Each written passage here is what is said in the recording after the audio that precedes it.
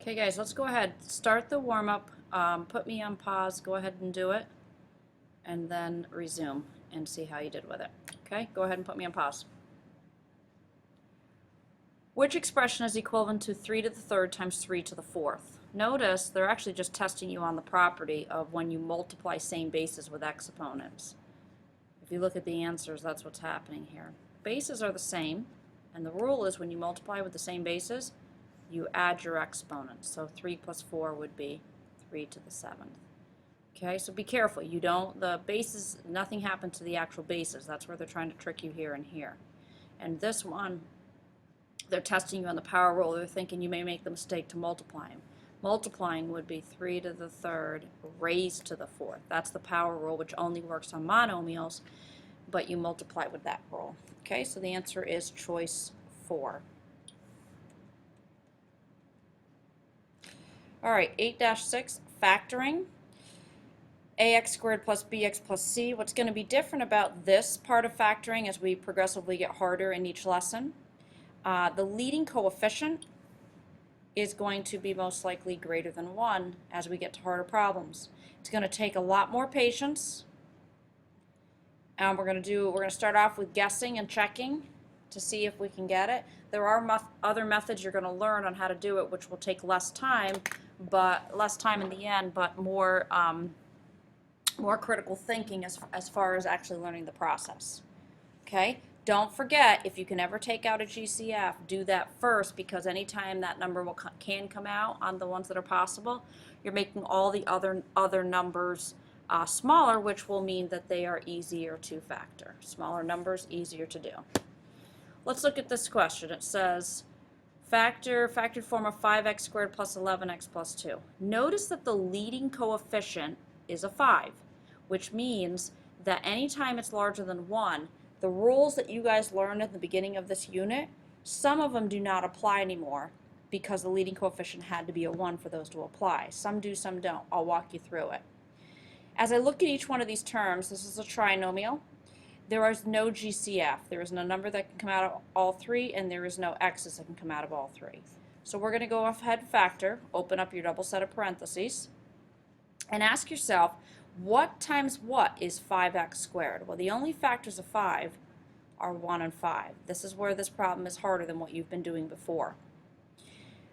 1x times 5x will give you 5x squared. If you multiplied your first two terms in FOIL for first, it would give me 5x squared. Go to the last term. This rule still applies. If it's a positive, you need same signs to get to a positive. So the question is, do I need a plus plus or do I need a minus minus? Well, the middle term is going to actually answer that question for us. Because the middle term is a plus, we need to pick the plus plus over the minus minus.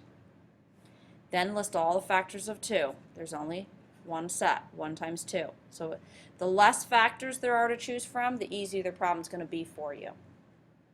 Now, can I just put 1 in here or 2 in here? Does it matter where I put them? It does in this case, because this 1x term is different than the 5x term. So since these guys are different, that means that it does make a difference on where you put the 1 and the 2. Where do I put them? Well, this is where a little more guessing and checking is going to come into effect because of this 5. So let's go ahead and guess. I'm going to just put the 1 here and put the 2 here. And the more practice you guys get with this, actually, the quicker you can do it and see it, because you can actually FOIL it in your head. But we're still new at this. If you check, your outers would be 2x, and your inners would be 5x when you multiply them. If you add your outers and your inners together, 5x plus 2x, that gives you 7x. Is that what the middle term is? No. So that means that we have this incorrect. So let's try putting the 2 over here and the 1 over here, which is going to change my little check. Now the outers now become 1x, and the inners now become 10x. Does 10x plus 1x equal 11x? Yes, it does, so this checks. Okay, so go ahead and circle it, and my check worked. Really, the most important part of checking, which is using FOIL, the most important part of it is the outers and the inners. because that's what's the hardest part, is to figure out getting it to the middle term, which is the 11x. Okay, let's try another one. You guys try the next one. Put me on pause when you get it. Make sure you check it too. When you get it, then put me back on and resume. All right, notice that the leading coefficient is the 3. That means it's going to spell out patience. There is no GCF in this one. If there was, I would factor it out. All right, what are the factors of 3? 1 and 3. That's good because there's not a lot of choices. There's no choice. It's 1 and 3. So it's going to be 1x and 3x. I'm going to leave this 1 as imaginary. Go to the last term. It's a minus. What times what is a minus? Same signs or different signs? Different signs. Now, does it matter where I put it? Can I put the plus or the minus here? It does matter, guys, because your 1x and your 3x are different terms, it does matter. So let's go ahead and guess.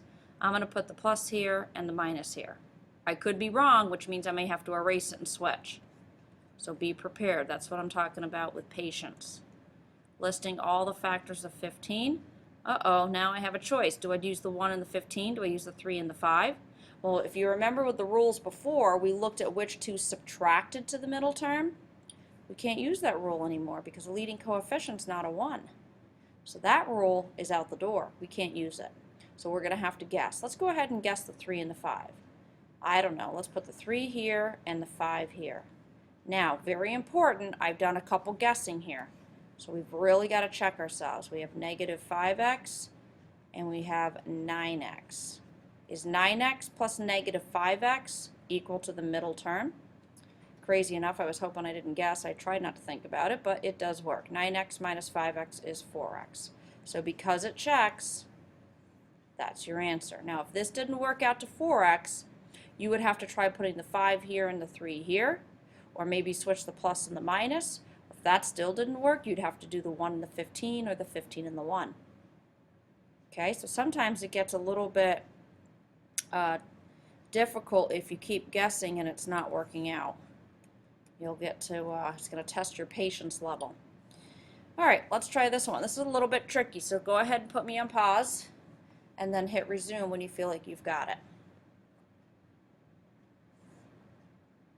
If you notice in this problem, I don't know if you guys picked up on it, but the very first question you always want to ask yourself, even though it doesn't happen that often, is can I factor out a GCF? And in this case, I can. I can take out a 3. So factor out a 3. 3 times what is 18x squared? 6x squared. 3 times what is negative 33? Negative 11x. And 3 times what is 12? 4. So once you factor out any GCF, it's going to drop your numbers to make them smaller, which is going to be easier to digest. All right, drop my 3 down. Do not lose it. Now we're going to factor the trinomial left hand side. The factors of 6 are 1 and 6, 2 and 3. I've got to figure out, I'm going to have to guess on this. Factors of 4 are 1 and 4, 2 and 2. So let's go ahead and guess. Let's try, I don't know, and I can't hear you what you want me to try, so I'm just going to do the 2x and the 3x. Go to the plus. I might have to switch this. Remember, I may have to go back over here if it's not working. It has to be a positive, so I know I need same signs. And I'm going to have to do the minus. And I got another thing I got to guess on. Do I want to use the 1 and the 4 or the 2 and the 2? Or I'm just going to go with the 2 and the 2. All right, very important to check this. 2x times negative 2 is negative 4x. And negative 2 times 3x is negative 6x. Is negative 6x plus negative 4x equal to negative 11x? Nope. So my guess was wrong. My question is, I made 2 guesses in there. So let me go ahead and try switching. What if I switch, instead of the 2 and the 2, let me try the 1 and the 4. Okay, now let's recheck it.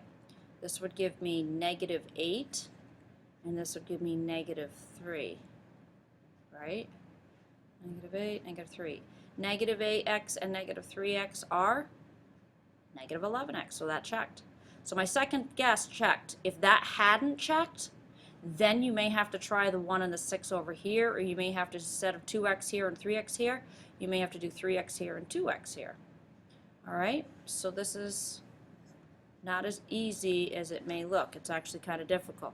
When you guys do your check, you got to be a little careful on this because we took out a GCF on the first step. When you do your check, GCF, or distribute that through, only the first one. That gives me 6x minus 3, and then drop down your other one. Now we're going to FOIL. So first would be 6x times 3x, which is 18x squared. Outers would be 6x times negative 4. Inners would be negative 3 times 3x. And last would be negative 3 times negative 4.